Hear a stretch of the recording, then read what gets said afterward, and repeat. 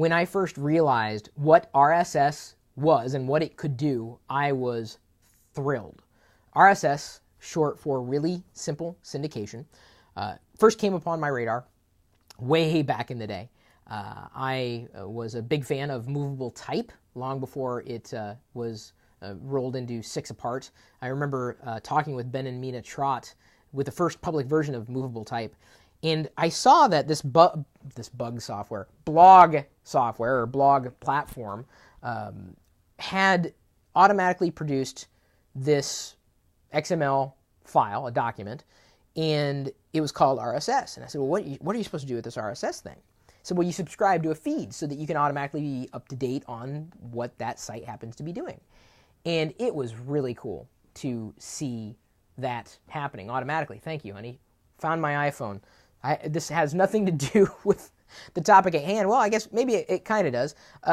This is before we really had mobile devices like this or smartphones. Staying up to date with a website, it was somewhat of a hurdle. I mean, I had been publishing the Locker Gnome email newsletter for several years, going out to hundreds of thousands of people. You can still subscribe to the Locker Gnome email newsletter, and I hope you do. It's free. Check it out.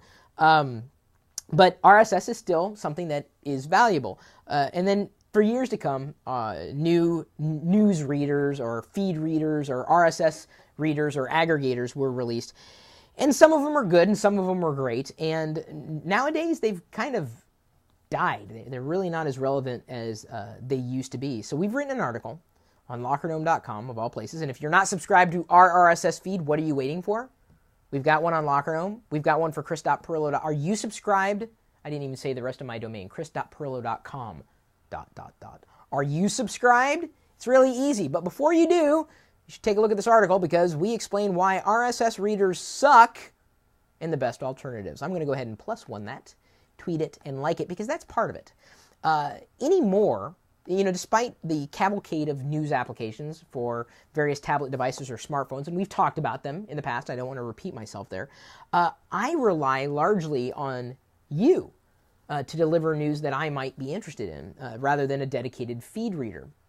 Because social media is now proliferated everything, whether we're talking about Google+, Facebook, Twitter. We have this constant data stream of information. Now I get the information, from either chat rooms or like the Mumble chat server with Gnomies. They might say something, a news thing came up, and they say, hey, did you hear about X? Like, no, I didn't hear about X. I get the information from all over the place, and that's okay that a lot of these newsreaders suck, because you, in many ways, are my newsreader. And hopefully I'm able to return some, valuable information to you if you've subscribed to any one of our feeds, including the Locker Gnome feed, because I'm reading this article on Locker Gnome. So, we explain why they suck and potentially some alternatives to a feed reader. And I don't want to dive into those specific recommendations because you may agree, you may disagree with them.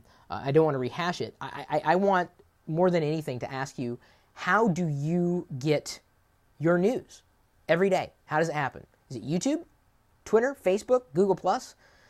How do you get your news primarily? I mean, I can tell you I get most of my TV by way of YouTube. I wouldn't say I get most of my news by way of YouTube. I would say that my news comes from a variety of social media sources. I don't subscribe to a lot of feeds anymore. I still do. To get information, to make sure I see the information, I'd still subscribe to email newsletters. But how do you get the information? Now, if you say email newsletter, hopefully you're subscribed to ours. And even if you don't like email newsletters, we try to make ours the least sucky email newsletter on the planet. Try it. It's free and it's fun. How do you get your news?